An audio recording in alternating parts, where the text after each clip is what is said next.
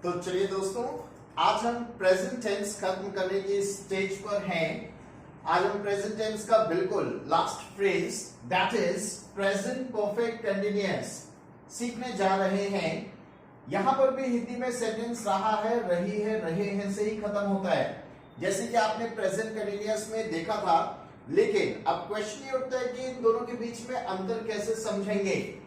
तो वहां पर जो प्रेजेंट कंटिन्यूअस टेंस आपने पढ़ा था, वहां पे शॉर्ट टर्म एक्शन की बात करते हैं। शॉर्ट टर्म एक्शन जो थोड़े समय के होगा, और यहां पर आप बात करते हैं लॉन्ग टर्म एक्शंस की। साथ ही यहां पर आपको टाइम मिलेगा, और ये टाइम जो आपने पिछले क्लास में सीखा था कि सिंस और फॉर के साथ में ही मेंशन करना है।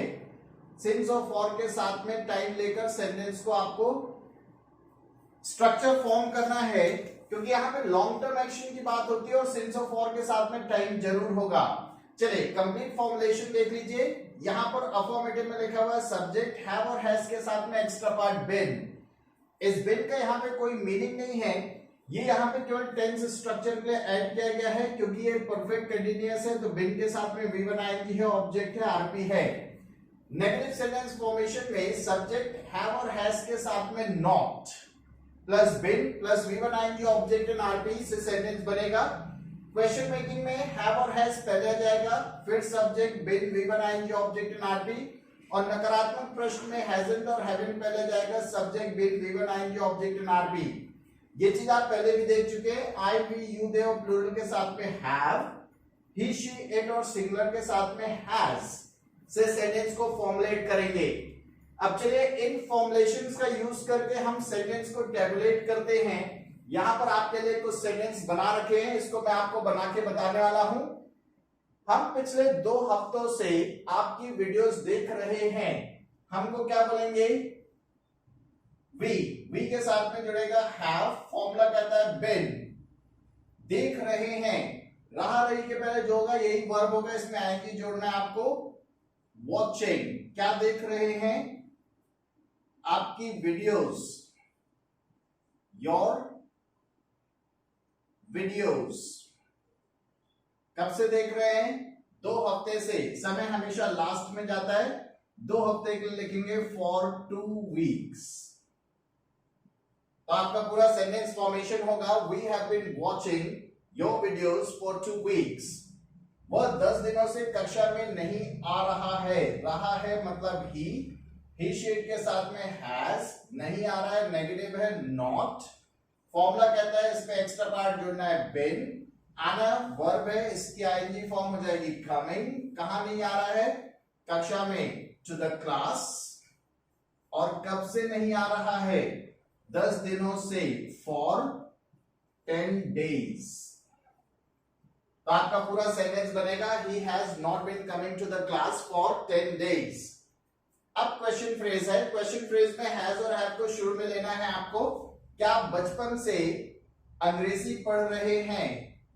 तो अब क्या से शुरू है? तो हैव और हैज पहले आएगा, क्योंकि सब्जेक्ट आपका यू है, तो यू के पहले आपको हैव लेना पड़ेगा, क्योंकि हमने देख लिया है हैव यू। फॉर्मूला कहता है फॉर्मूला बिन। हैव और has subject been plus V1 आएंगे, पढ़ रहे हैं।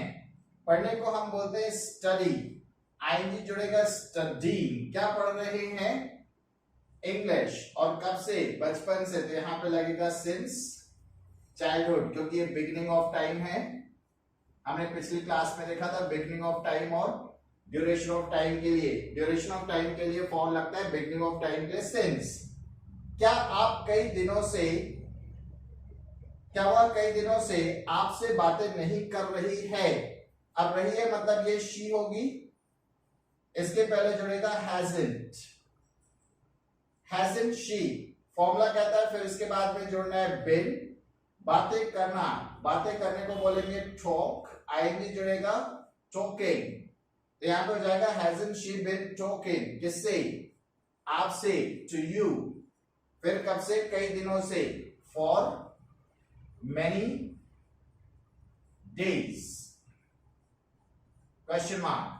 तो यहां पे ये नकारात्मक प्रश्न बन गया। Hasn't she been talking to you for many days?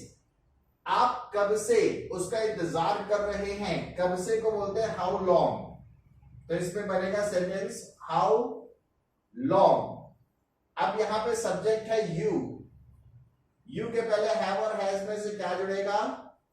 Have. How long have you, formula कहता है फिर क्या जुड़ना है? बिन, इंतजार करना, waiting. How long have you been waiting, उसका, फॉर हिम। और अगर किसी फीमेल का इंतजार करें तो फॉर हर भी यूज कर सकते हैं, question mark. So this now we just tend to make this present perfect continuous form. It is primarily used for the long term actions, ongoing actions. Like they began in the past, they are still going on and they are expected to move on further as well. Like I have been teaching English for past 23 years. मैं पिछले 23 years से English पढ़ा रहा हूं और ये process अभी भी चल रहा है और आगे और कंटिन्यू होने की संभावना है। तो प्राइमरली ऐसे लॉन्ग टर्म एक्शंस के लिए ही आप इसे यूज करेंगे। जैसे आपको बोलना है कि हम बचपन से जबलपुर में रह रहे हैं, you would say we have been living in Jabalpur since our childhood. वह 3 साल की उम्र से एक ही स्कूल में पढ़ रहा है। He has been studying in the same school since he was 3 years old। तो ऐसे सारे सेंटेंसेस को बनाने का आप इसी टेंस का यूज करते हैं। तो आज उम्मीद करते हैं कि आप सारे टेंसेस को अच्छे से रिवाइज करेंगे। इसके पहले कि हम अगले हफ्ते नए टेंस की तरफ बढ़ें, आप प्रेजेंट टेंस को पूरा अच्छी तरह से पढ़िएगा और अगर आपको कोई डाउट होता है तो आप मुझे मैसेज कर सकते हैं and I will for sure reply to your comment on that. Thank you everyone. Have a great learning.